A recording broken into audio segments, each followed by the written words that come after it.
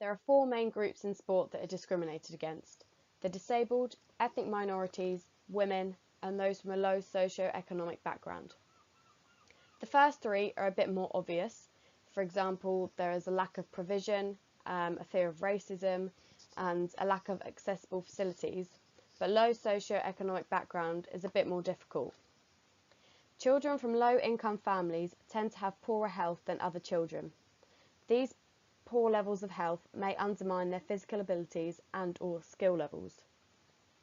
As well as this, public schools and state schools in more affluent areas often have better sports facilities than those schools located in working class areas.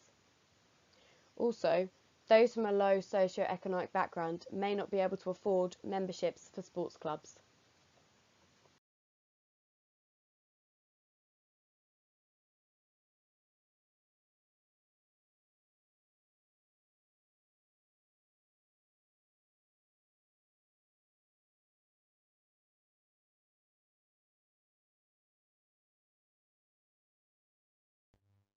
There are many barriers to participation for those groups mentioned in the slide before.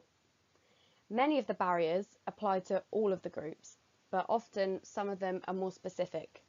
For example, lack of single-sex provision would mostly apply to women and ethnic minorities. Also, a fear of sexism would also just apply to women. The link on this slide is to a YouTube video which has Muslim women from East London talking about their participation in sport and also the barriers that they face.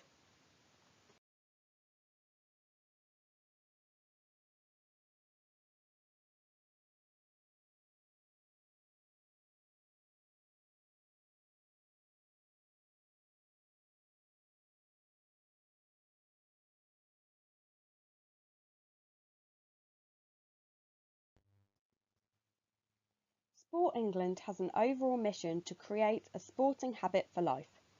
It works with a range of partners, locally and nationally, to try and achieve its mission. It has local partners and national partners, and many of its goals are to help more people have a sporting habit for life, create more opportunities for young people to play sport, nurture and develop talent, provide the right facilities in the right places, support local authorities and unlock local funding, and ensure real opportunities for communities. The link below takes you to the Sport England About Us page, where you can find out about many of the initiatives that they do to help the discriminated against groups increase their participation in sport.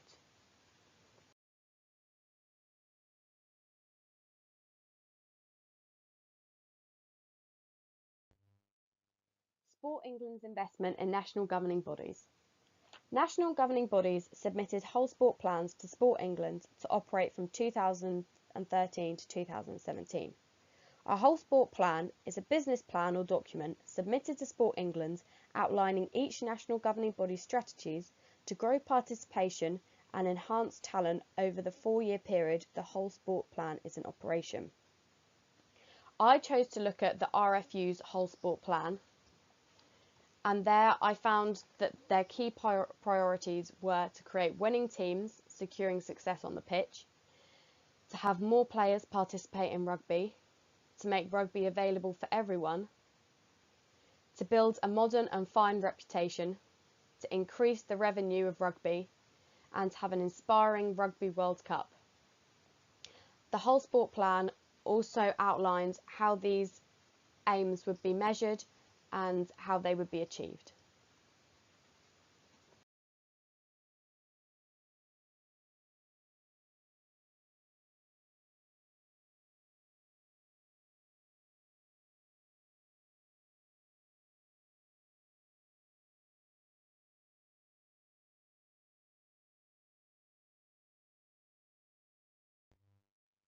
There are many benefits of a whole sport plan.